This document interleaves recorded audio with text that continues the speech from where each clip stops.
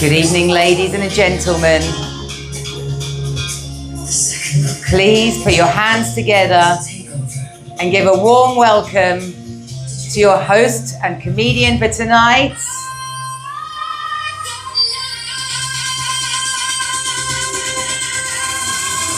Rachel Milne. Oh. Okay, someone's taped down my microphone. You see that? That looks good. Good evening, everyone, and welcome to The Devil Wears Primark. You're all very welcome, and I know some of you were supposed to see the Rhinestone Cowboy tonight. Is that right? Look at the dress. I got the cowboy boots. I did what I could at last minute, and also this is similar to the Rhinestone Cowboy if the rhinestones were from Primark and the cowboy was perimenopausal. So I'll try my best. No singing here because you will leave. So you're probably confused. You're saying the show's called The Devil Wears Primark, so why is menopausal Barbie on the stage? Or maybe you think I look a little bit like Marilyn Monroe, if she was smoking the crack pipe, potentially. Or a young Meryl Streep. But has anyone seen The Devil Wears Prada? Has anyone seen the film? I'm just going to do that. I do need some help with that. That's going to be a pain in the ass. You've seen The Devil Wears Prada? Yeah. And what did you think? Yeah? The women look fabulous. They haven't aged at all, have they? And the men have all gone to shit. Primark man. That's how I like my men. They look good on the hanger, but they disintegrate after I've used them twice. Thanks, Max. Appreciate that. While they were doing some emergency OH&S, I got sellotaped to the ground. But The Devil Wears Prada, now that's all about fashion, style, glamour, right? And tonight, you're getting Rachel Milne, which is all about polyester, perimenopause, perspiration, and Primark. So is that all right with you guys? Yeah. And I'm here. I love how this is the only art form where no one wants to sit in the front row. How many of you wanted to sit at the front row at the Rhinestone Cowboy? All of you, right? But I'm just going to let you know that you are front row. You are also front row. And to me, you are also front row. And you are also front row. But listen, I'm not here to bully you or make you feel uncomfortable. I'm just here to make sure you have a really nice evening tonight. And I will keep this show to about 50 minutes because I know my demographic and we'll all need the toilet. And when I say I know my demographic, it means I will need the toilet. Okay? And I know my demographic because some of the men, they won't need the toilet, but they'll be up 3 times during the night and not be able to go to the toilet. So it's going to be a bit of a rude show, a spicy show, but, just if you don't like some of the jokes, just treat it like bad sex and just wait a few minutes until some more comes along, okay? So I will want to get to know you, etc., and that sort of thing. So, yeah, my name's Rachel. I live in Lisbon, which is why I look so happy. Lisbon, Portugal, not Lisbon, County Antrim. Not with my accent, because I wouldn't look happy. Potentially, I wouldn't be alive. Anyone here from the north of Ireland? Okay, what a shame. Let's find anyone here from Scotland? Aye, nice one, nice one. So I'm actually half Scottish. My dad's Scottish. I like to think it's this half because I'm tight from the waist down. Any English in the audience tonight? Come on, English. You'll be louder than that. The 3 over here. Where are you from? Newcastle. Newcastle. Hey, oh, you too, Newcastle too. You came to see The Devil Wears Primark, I can tell you, just my demographic. No, you didn't. You lucked out with this show. And did you come for the Fringe or just for this particular show? For the Fringe. How many shows have you seen? 6. Third today, 6 all up, 3 so far. So that's pretty good. And what's been, apart from obviously this, what's been the best? The what's that? Oh, so you're going for more of the culture, not just the comedy. Yeah, fair enough. But you're having a good time? Yeah. And so other English, I think you're from England. You guys, where are you from? He lives in England now, but he's from Scotland. Oh, you took him over the border, did you? And are you enjoying the Fringe? Yeah, we just arrived. You just arrived and you just come for the first show. Well, it's the best show, exactly. So here's the bar. Here's the bar. And what about you, lovely ladies? Where are you from? Edinburgh. You're from Edinburgh. So you just did I accost any of you with a flyer outside? Yes. Were you coming to the other show or this show? Oh yes, see, it works. Standing out there for 3 hours in the pissing rain, it does work, right? So you're very welcome as well here. Anyone from outside of the UK make some noise? Yeah, where are you from? Croatia. Croatia, okay, I have no content on that, so I'll just move on. And yourself? Oh, Croatia as well. And so you're just here for the Fringe, or you live in Scotland?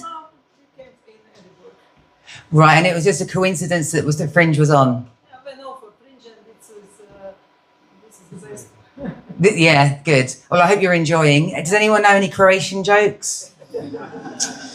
I'll get them in the bag for next time. You're a rare breed. Any Americans make some noise?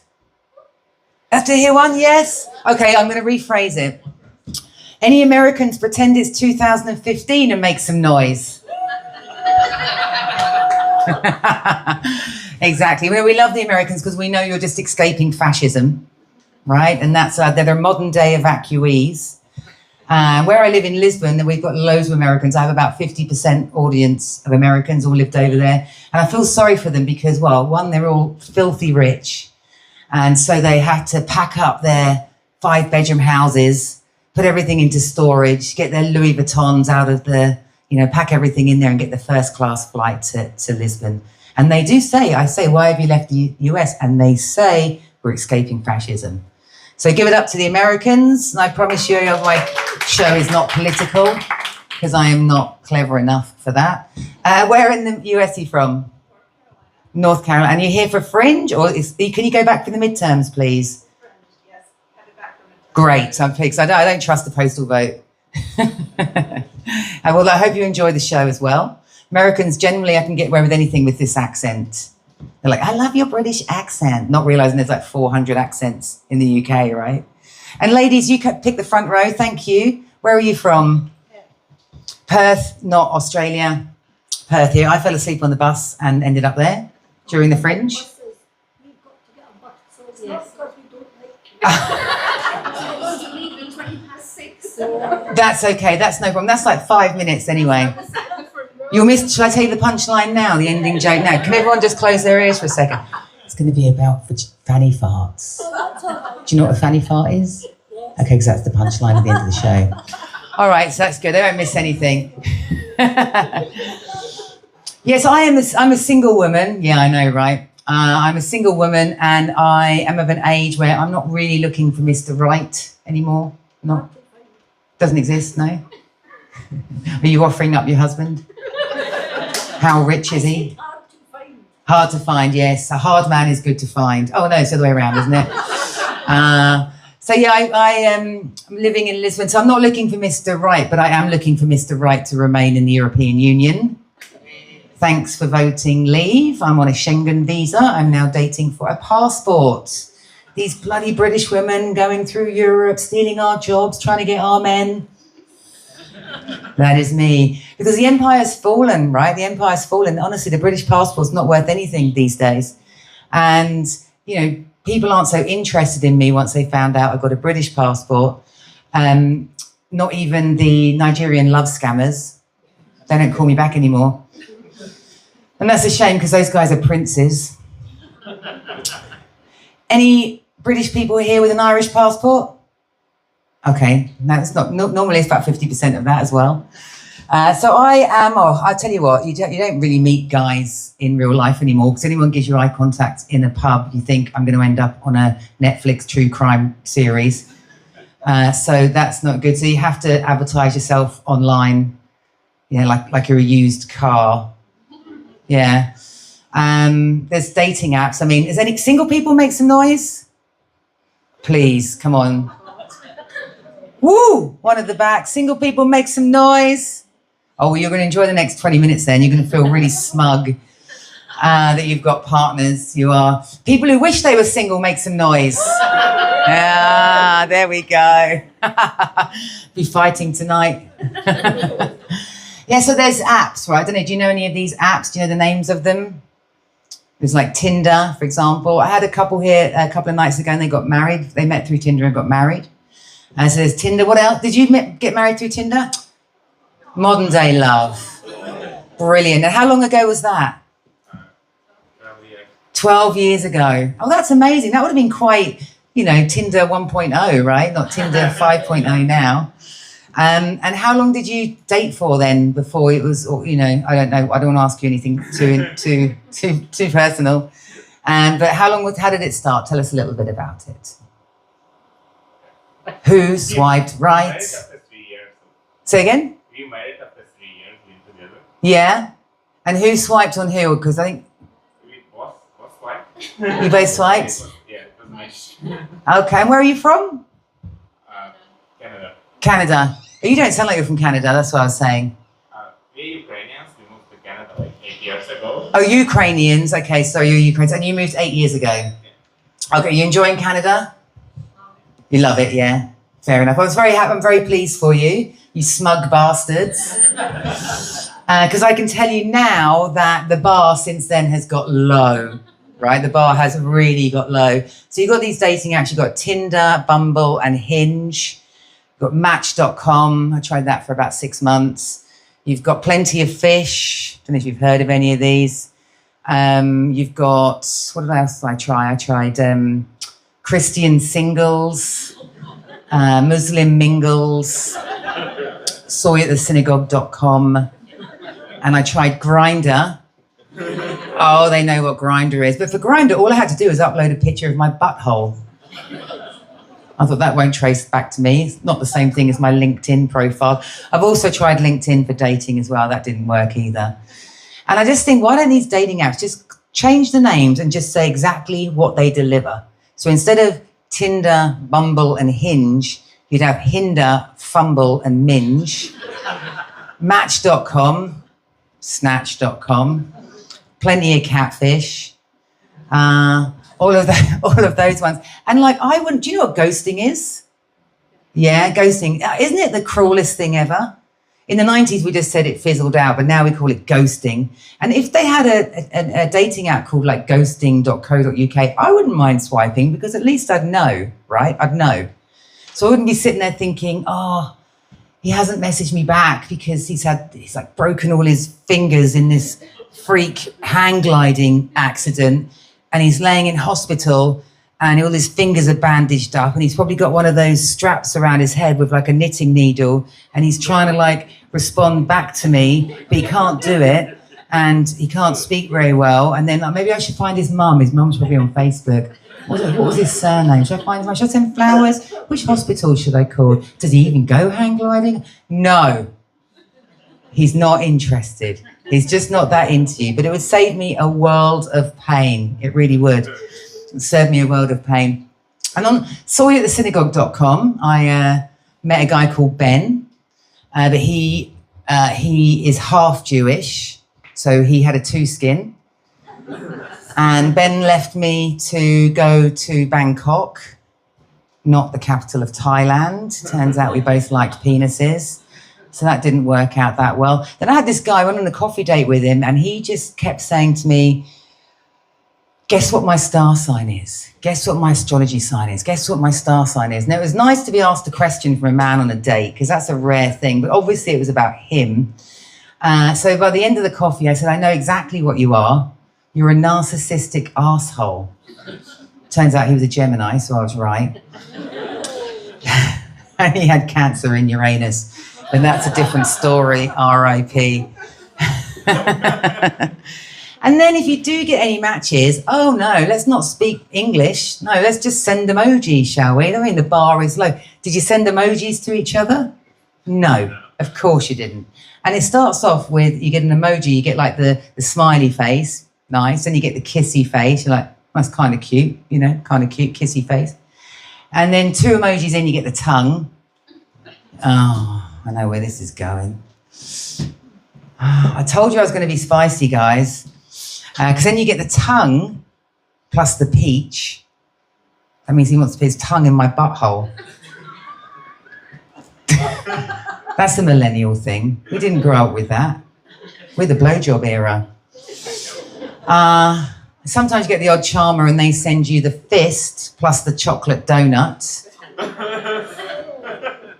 No thanks. I need that. It already leaks. And then you do get you get the classic. Did you send the classic? Do we know what the classic is? The aubergine, the eggplant. What? I just thought he was telling me I needed to get one of my 5 a day. But I think he was actually telling me that his penis was so swollen, it's purple, and it's actually got green stuff coming out the end of it. That's what and I'm not going nowhere near that. And he needs to get down the clinic, doesn't he? Yes. So, the bar is pretty low. And so I'm just having a bit of fun because no one reads these bios. So I'm basically pretending I'm a used car. So my bio says, one careful lady owner, all her own body parts, needs a bit of body work done, spare tyre, high maintenance, low mileage. Yeah, you're too scared to laugh at that, aren't you? You're a nice audience. Low mileage, debatable. Occasional leaky exhaust, and the back seat may contain traces of nuts. Yeah, that lands differently for everyone, doesn't it? It's a bit of a minefield out there. And because I've been doing comedy for about 4 years, I started to get more of an online presence. So now I'm getting ex-boyfriends sliding into my DMs. For anyone over 40, that doesn't mean Doc Martens. It means direct messaging. I was very confused about that for 6 months. Didn't even own a pair of DMs. So I got this one guy, he slid into my DMs and he's actually blackmailing me. He's blackmailing me. He thinks I'm famous, and I'm not. So he's blackmailing me and he's saying that he's threatening to release. He's threatening to release, not the Epstein files. He's not that important. He's threatening to release the sex tapes we did. He's threatening to release the sex tapes we did when we were 21. He's threatening to release the sex tapes we did when we were 21 and I was in peak physical condition. The sex tapes we did when we were 21 and I had a smoking hot body. Now my body's changed, but his penis size hasn't changed. So I have to pay him money to not release the sex tape. So I'm kind of in a bit of a quandary at the moment. I'm like, well, I'm going to pay him the money and I'm going to pay him a bit extra and I'm going to send him a link to a local shop where he can convert VHS to digital so he can get those tapes online and tag me. Coming soon, guys. You're mortified, aren't you? You're half laughing, half mortified. Make some noise if you're mortified by my content. Okay, no, everyone's pretty good with it, yeah? Not quite the Rhinestone Cowboy, but, I can't think of any songs. I was Googling them behind there, but I couldn't learn them in time. We can have a sing-along at the end when the ladies leave. Do we all know the words to the famous one? Not now, but could someone kick us off if we did that later? Someone could, surely. Okay, we're gonna try it, ladies, on your exit. So I met this guy kind of recently, but he was not my type, right? And everyone, we've all got a type, haven't we? You got a type? We've all got a type. My type's not really been working out for me. 48 years. But I went on a date with this guy, and it was actually a great date. It was really nice. It was a really nice date. And on this date, this guy, he's not really my type, but he said to me, "You're just my type." And I thought, okay, I'm going to go on a second date with this guy.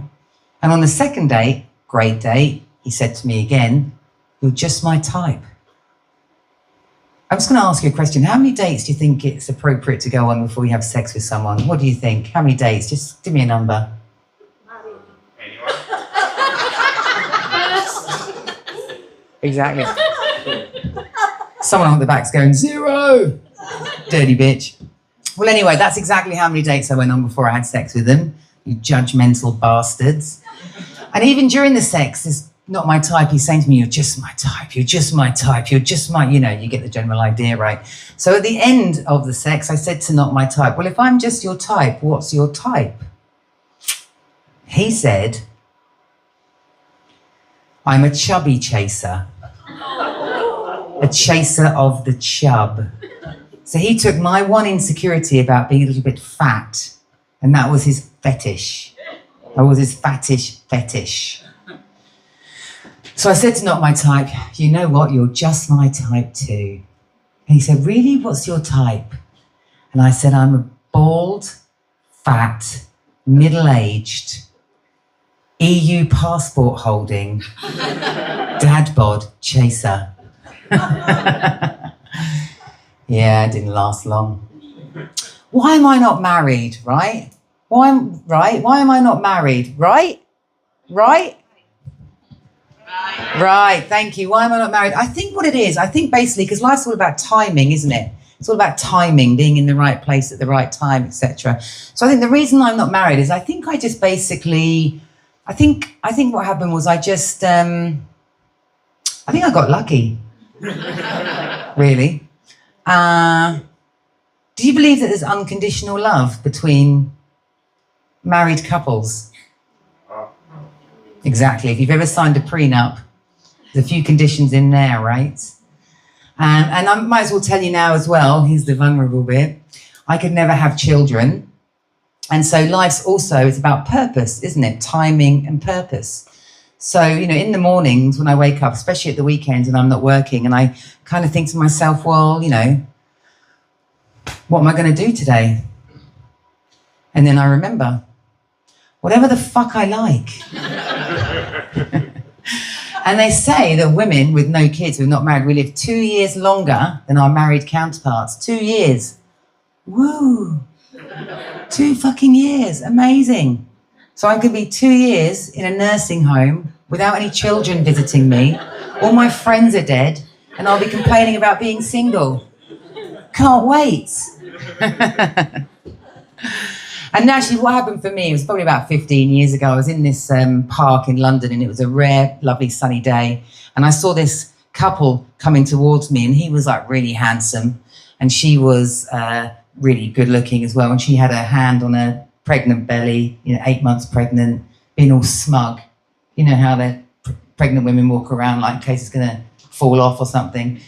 So she was walking around like that, fat bitch.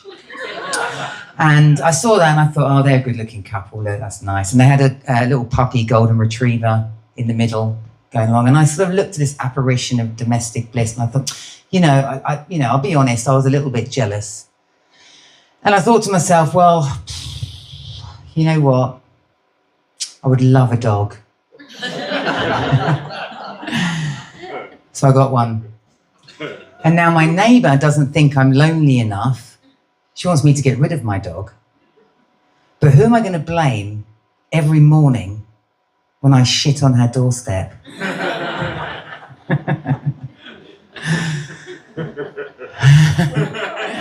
It's the visual that comes with that, isn't it? It's the visual, yeah.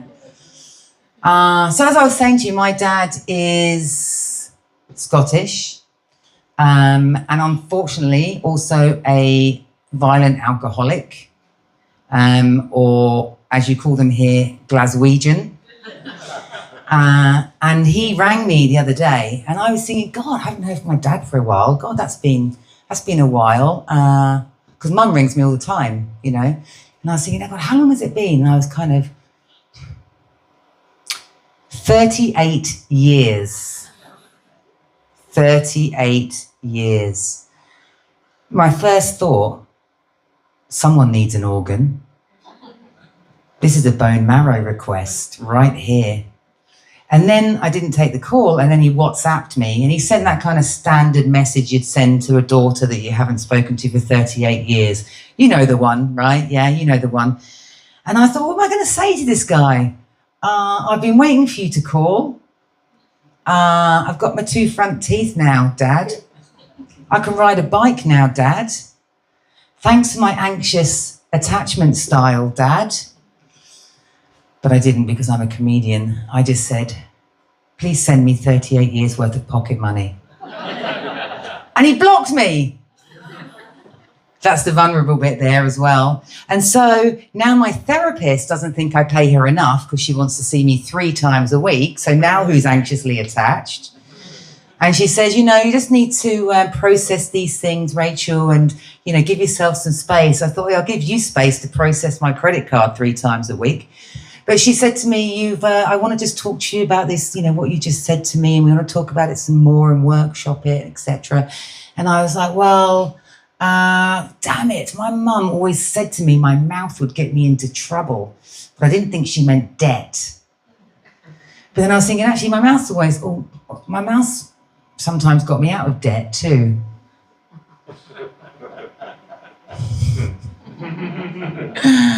What can I say? My love language is acts of service. She's loving it there. So is there any correlation there between an abandonment child and a promiscuous woman? Probably, but I can't afford to find out more about it. The therapist is too expensive. And I'm at this kind of hormonal crossroads at the moment. Ladies, do you know what I mean? Yeah, hormonal crossroads. So in the morning, I have to take the contraceptive pill so I don't accidentally get pregnant. I don't know if you ever took the contraceptive pill, but they've all got these names. They're all named after women. They've all got women's names. And the women's names are always like sort of sexy, but slightly untrustworthy women. So their names are Azaria, Celeste, Estelle, Selena, Yasmin. And that does sound like the contestants on Love Island, doesn't it? Which is probably where they need the contraceptive pill. So in the morning, I have to take Selena so I don't get pregnant. And in the evening, I have to take hormone replacement therapy because I don't have enough hormones to get pregnant. And I feel like I'm gaslighting my own body. And then in my perimenopausal state of brain fog, I'm going to mix up the tablets, and then my body's not going to know whether to ovulate or ejaculate. I usually have a visual with that, but it's usually I'm going to do it. My body doesn't know whether to ovulate or ejaculate. You are a spicy crowd, yeah. So I am a binge eater. A binge eater. Make some noise, binge eating, if your mouth's not full. Yeah, I'm a binge eater. I eat my feelings. Yes, I eat my feelings. My feelings are better with sugar on. Do you use Uber Eats? Do you get food from Uber Eats? Yeah. Make some noise, nod some heads, give me some action. Yeah, Uber Eats. Definitely not. No. What's your the people who do order from Uber Eats? What's your guilty pleasure? What's the guilty thing you order on Uber Eats? McDonald's. Love it. Want anyone else? No? Chicken. Are you Scottish? I love how you say chicken. So you get like a roast chicken. Any kind of chicken. You just love a bit of chicken. Yeah, good. I like it too. Anyone else? What do you order on Uber Eats? Pizza. Yeah, good one. Do you ever order just for yourself? Okay, good. Do you ever pretend that someone else is in the house so the Uber Eats or driver doesn't? No, me neither. No, me neither. I might skip that bit then. I do though. I do because I don't want him to judge me, right? And mine's also McDonald's. It's a Big Mac meal. And I get it on about day 22, 23. Ladies, you know what I mean. And then I see the little motorbike on the app coming, see a little motorbike. Or in Lisbon, quite often it's a push bike. And I really struggled for about a year because predominantly they're Indian guys. So I've got these skinny Indian guys delivering food on a bicycle to a big fat white woman. I really struggled with that, but I got over it. And now we're on first name terms.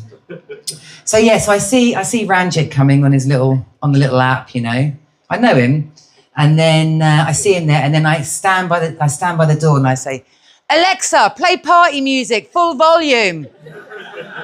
And she does that, and I put a couple of plates under my arm and a bottle of champagne, because obviously what else you can have a Big Mac meal with, right? And then he's at the door, and then I go, the food's here! Into my empty apartment. And I open the door, and there's Ranjit, and he hands me over my McPitty meal. And he's given me a large Cries and an Oreo McWorry. And just to counteract all of that, I get a 20-pack of chicken McFuckets. And all the time Alexa's playing Happy Birthday to you. And Ranjit and I would give ourselves eye contact, and he's like, this is the only quarter pounder in your life. But I've actually lost a bit of weight recently. Yes, I did it by climbing Kilimanjaro. Good, yeah. The Wegovy, the Ozempic, the magic fat jab. Now, I asked this question. Let's see who's honest. Anyone else here on the fat jab? On the weight loss jab? There's 1 in 8. 1, 2, 3, 4, 5, 6, 7, 8. So there's 1 in 8 in the UK. And whatever happens, whenever I always tell this in a show, especially in the UK, because in Lisbon it's just full of skinny European women. They don't even know what it is. But what I end up is get a lady generally will slide into my DMs. We know what that means now. Slide in, and she'll say, actually, I'm on the fat jab, and that was really relatable. Thank you for bringing it up. Because it's thought of as the easy way out, isn't it?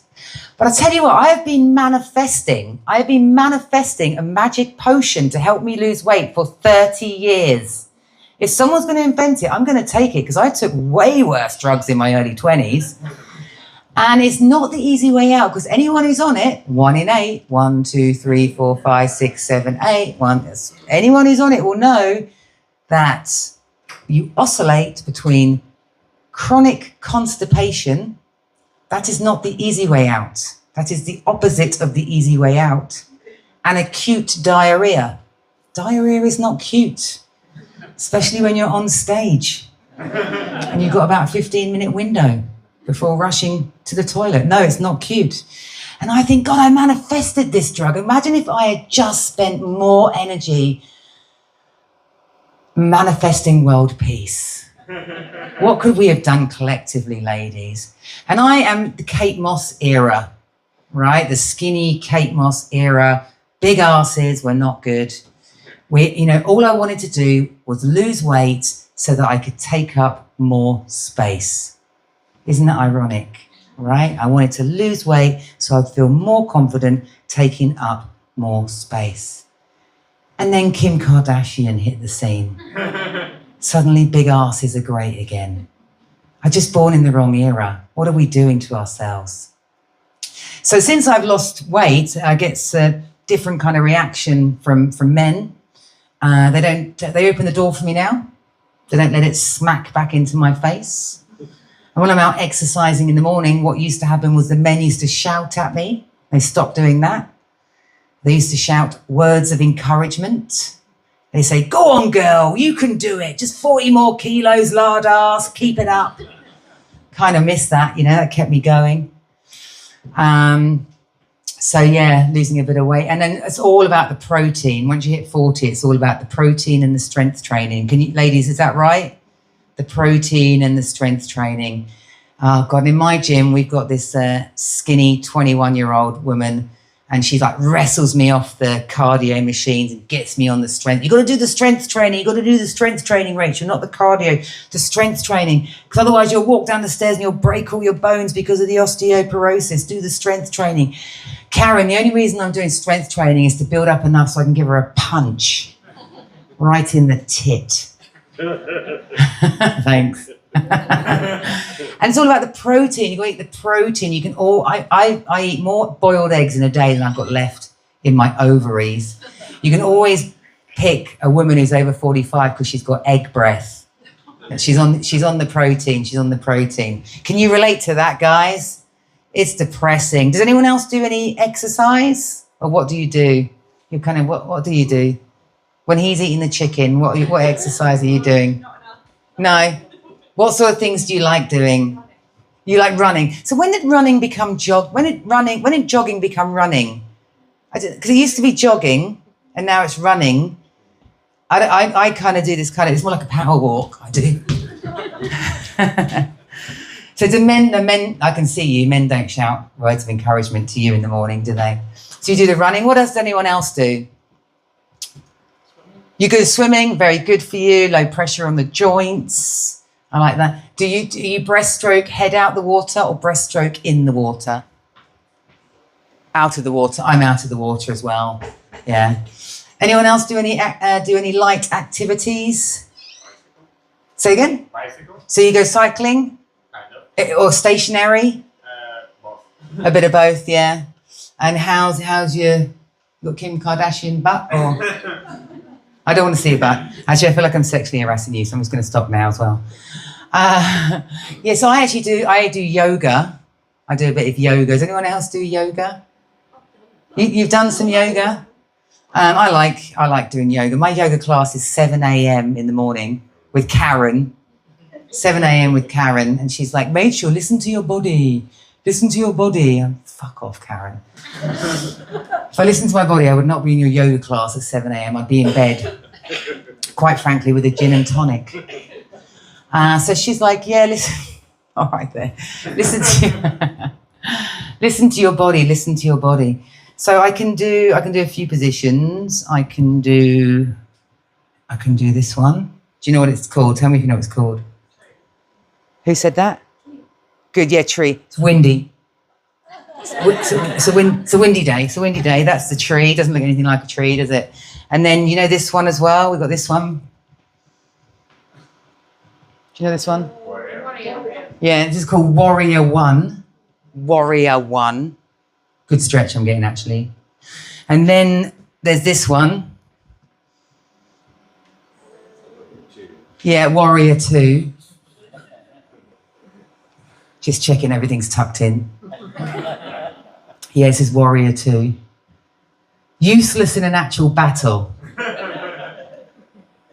Yogi, the enemy you're approaching, assume position Warrior One. Yogis, they have bows and arrows, assume position Warrior Two.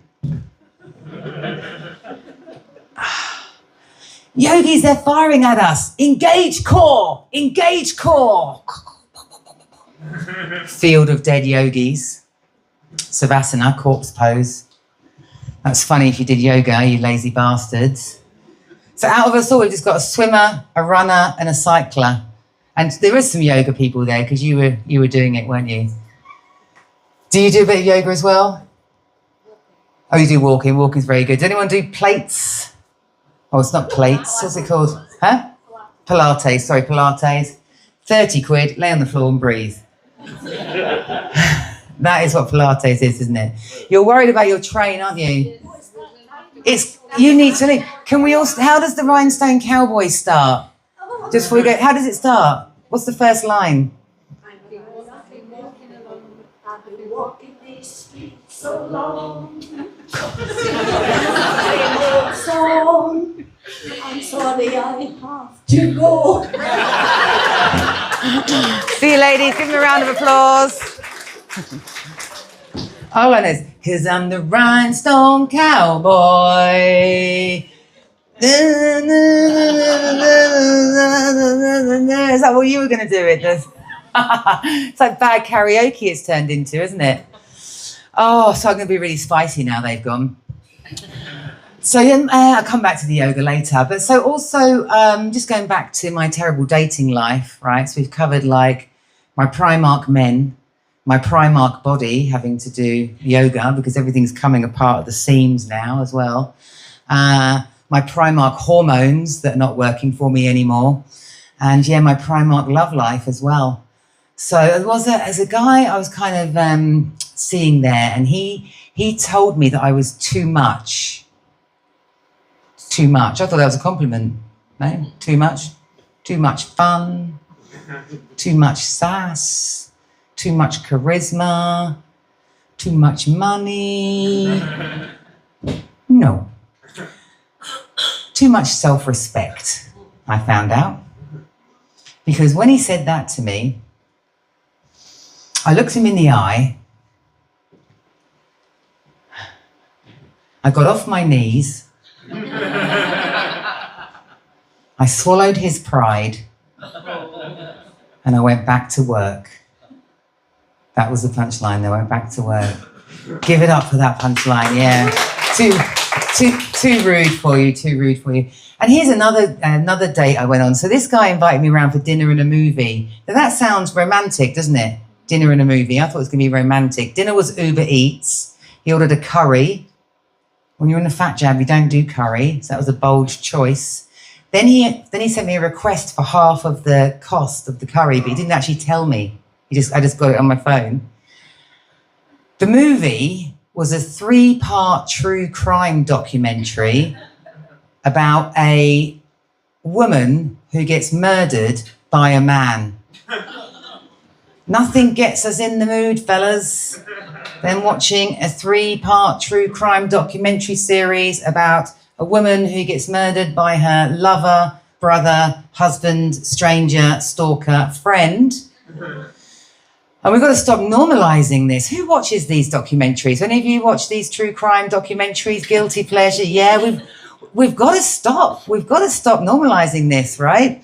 It's everywhere, isn't it? Did you see that true crime documentary about the woman? And so she was not in love with her husband anymore. So she kills him and buries him in the garden. No, of course you didn't. Because women do something else instead.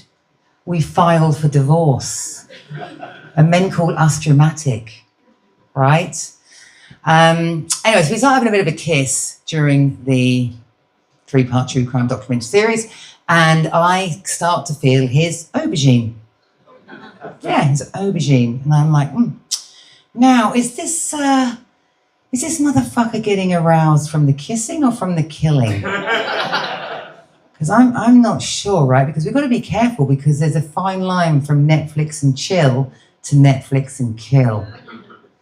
So I kind of pulled back a bit, and then he asks me, so what's your body count? I didn't know what that was. What's your body count? I was like, what in the romantic evening serial killer type of question is this? I haven't killed any of my exes. None of them are dead. Well, apart from one, but that was bowel cancer, and that's not my fault. That was ultra-processed food, people.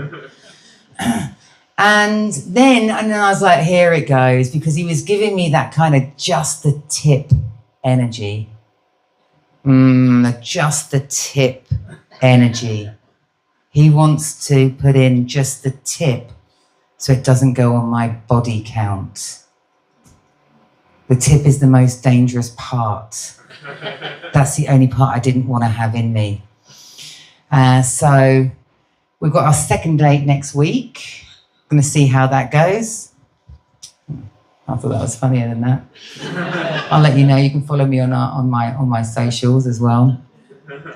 And anyway, to be honest, women, men don't stand a chance with us anyway, right? They just don't stand a chance because we can't accept compliments, can we? We can't. We're not very good at it. So, if a guy said to me, "Oh, I like your dress," what we should say is "Thank you," but we don't, do we? We say £2 Primark. Why do we do that? They don't stand. They're going to not give us any more compliments. Nice boots, Rachel. Oh, thank you. I stole them from a corpse. Your hair looks good. I haven't washed it for 6 weeks.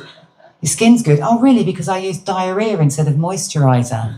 Why can't we just go, thank you? Thank you. Think about that next time. Shall I go back to the yoga? Where was I on the yoga?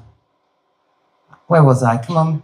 Yes, tell me. Oh, I was doing the positions. We've got the positions. We've got the positions. Now we've got a field of dead yogis, haven't we? Yeah, we've got a field of dead yogis. Ah, right. So also, what we also have is predominantly it's women in the yoga class. It is. You get the odd gay guy, no problem. A couple of old perverts at the back sometimes. They're just there for my downward dog. Do you want a bit of my downward dog? Don't stand downwind of me in yoga, because quite often a little fart comes out. And this is quite common in yoga because you're in these kind of positions, and sometimes they're silent but violent, and sometimes they're loud and proud. You can't really control it. And when they're loud and proud, I say to Karen, listen to my body, Karen. Listen to my body. And then predominantly in a yoga class, because it is predominantly women, and you get this other kind of noise that you hear, right? You get this kind of like a noise. Ladies who've done yoga will know. You get this kind of noise like that. And that, gentlemen, is the expulsion of air through the vulva, hitting the inner labia, and the labia giving you a little round of applause for doing yoga. Well done, Rachel, 7 a.m.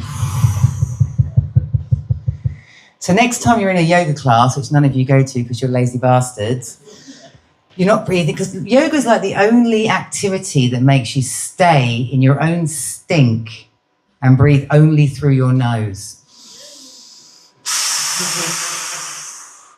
And that is if you're breathing in that, but otherwise you are breathing in the sweet, sweet smell of queef juice. Okay, ladies and gentlemen, that's the end of my show. A bit different to Rhinestone Cowboy. I really appreciated you coming. It's been a very different experience for all of us, I believe. So what I would ask is if you could go on to Ed Fringe, the website, and leave a review, only if it's good, otherwise just go home with your negativity. You've been wonderful. Please tell your friends I'm here till Friday, but I'm also at the Raging Bull every night until the 18th. Enjoy the rest of Fringe. Thank you, you've been wonderful, and good night. Thank you.